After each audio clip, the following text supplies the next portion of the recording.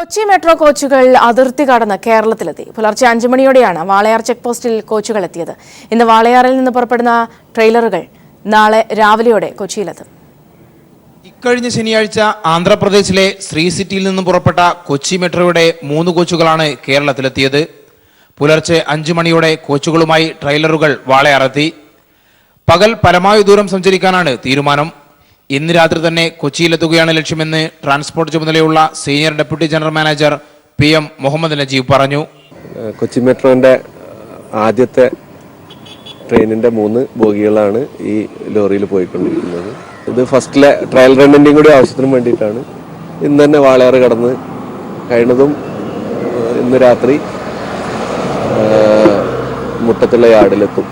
66 മീറ്ററാണ് ഒരു കോച്ചിന്റെ നീളം. വീതി 2.99 മീറ്ററും. മുട്ടം യാർഡിലെ അൺലോഡിംഗ് ബേയിൽ ഇവ കൂട്ടിയോജിപ്പിക്കും. ഈ മാസം 23-ന് മുട്ടം യാർഡിൽ പരീക്ഷണോട്ടം നടത്താനാണ് തീരുമാനം. മുട്ടം മുതൽ പത്തടിപ്പാലം വരെയാവും ട്രയൽ. ഫ്രഞ്ച് കമ്പനിയായ അൽസ്റ്റോമിന്റെ ആന്ധ്രാപ്രദേശിലെ വ്യവസായശാലയിൽ വെച്ചാണ് കോച്ചുകൾ സംസ്ഥാന സർക്കാരിന് കൈമാറിയത്. അൽസ്റ്റോമിന്റേതാണ് രൂപകൽപ്പനയും നിർമ്മാണവും.